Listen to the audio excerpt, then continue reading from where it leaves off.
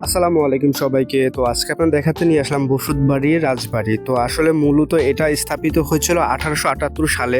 পরবর্তী 1928 সালে রবীন্দ্রনাথ ঠাকুরের অনুসারে কিন্তু এই বাড়িটি নির্মিত হয়েছিল পরবর্তী যে নতুন করে। কিন্তু এখনকার বর্তমান জেনারেশন বাংলাদেশ সরকার বা হচ্ছে ভারত সরকার কেউই এটা দেখাশোনা করছে না। তো এই রাজবাড়িটা এভাবেই পড়ে আছে ভূতুড়ে একটা অবস্থায়। কিন্তু তখনকার আমল থেকে যদি এই রাজবাড়িটা একটু দেখাশোনা করতো তাহলে হয়তোবা অনেকে মানুষের কাছে এই রাজবাড়িটা পরিচিত হতো বসতবাড়ি হিসেবে।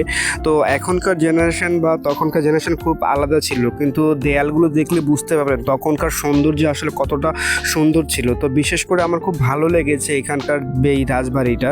তো চেষ্টা করলাম আসলে আপনাদের কাছে শেয়ার করি। আর এই রাজবাড়িটার বিষয়ে কিন্তু অনেক অনেক হিস্টরি বা ঐতিহ্য আছে যেটা আমরা অনেকেই জানি না, বাট আমি যতটুকু জেনেছি ততটুকু আপনাদের শেয়ার করার চেষ্টা করেছি। বাদ বাকিটা হয়তো বা আপনারা গুগল বা হচ্ছে ইউটিউবে গিয়ে দেখতে পারেন বা বসতবাড়ি লিখে সার্চ করলে গুগলে চলে আসবে। তো এটা সম্পর্কে অনেক কিছু শুনতে পারবেন। তো বিশেষ করে আমার খুব ভালো লেগেছে, তাই চেষ্টা করলাম আজকে আপনাদের এই ভিডিওটা শেয়ার করি। আর আপনার কাছে কেমন লাগলে অবশ্যই, যদি ভিডিওটা ভালো লাগে কমেন্টে জানাবেন।